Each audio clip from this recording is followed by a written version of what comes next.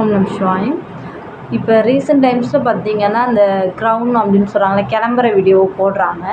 உண்மையாகவே ஃபங்க்ஷனுக்கு கிளம்புறாங்களா இல்லை வீடியோவுக்காக இவங்க, அதாவது வியூஸ் போகணும் அப்படிங்கிறதுக்காக டெய்லியுமே ஒரு ஃபங்க்ஷன் கிளம்புறாங்களான்னு தெரில. சில சேனல்லாம் பார்த்தீங்கன்னா ஃபுல் அண்ட் ஃபுல் இந்த saree கட்டுறது மட்டுமே, ஸ்டைல் பண்ணுறது, அதாவது ஸ்டைல் நல்லா பண்ணுறாங்கன்னு. ப்ளவுஸ் எல்லாம் உண்மையாகவே தச்சு வச்சுக்க 5 ப்ளவுஸே நம்மளால் ஒரு சேரீயை கட்டி ஒரு ஃபுல்லாக அந்த சேலையை, அதாவது வருடத்துலேயே ஒரு 5 சேலையை கூட முழுசாக நம்மளால் கட்ட முடியலை. இவங்க வியூஸ்க்காகவும் வீடியோக்காகவும் என்ன பண்ணாங்கன்னா நல்லா ப்ளவுஸ் எல்லாம் டிசைனாக தச்சு வச்சுக்கிறாங்க.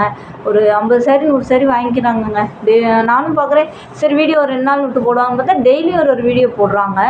எப்படி தான் போடுறாங்க, எப்படி ப்ளவுஸ் தைக்கிறாங்க ஒன்றுமே புரியலை. சரி ஒரு அமௌண்ட்டை ரெடி பண்ணி வச்சுட்டு வீடியோ போடுவோம், அதுக்கப்புறம் அமௌண்ட் வந்துடும் அப்படின்னு ரெடி பண்ணி பண்ணுறாங்களான்னு தெரியலை. உண்மையாகவே saree இருந்துச்சுன்னு வச்சுக்கோங்க, நீங்கள் கூட அதை ட்ரை பண்ணலாங்க. ஒன்றுமே இல்லை, சிம்பிள் தான். ஒரு நம்ம கேமரா ஆன் பண்ணி வச்சுட்டு உங்கள் saree இருக்கா, அந்த சாரீக்கு இந்த ப்ளவுஸ் இங்கே தைச்சேன், அந்த saree அங்கே வாங்கினேன், இதிலே பாதி நிமிஷம் ஓடிடுங்க.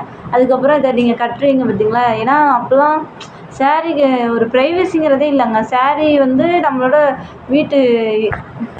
வீட்டில் வந்து அந்த கண்ணாடி சொல்லுவாங்கள்ல, கண்ணாடி பார்த்து சேலை கட்டுறோம். இப்போ கண்ணாடி எல்லாம் இல்லைங்க, ஒன்லி கேமரா, ஃபோன் கேமரா பார்க்குறாங்க, இப்போ சேலையை கட்டுறாங்க, அதை அப்படியே அப்லோட் பண்ணுறாங்க. அதுவும் பார்த்திங்கன்னா நல்ல வியூஸ் போகுதுங்க.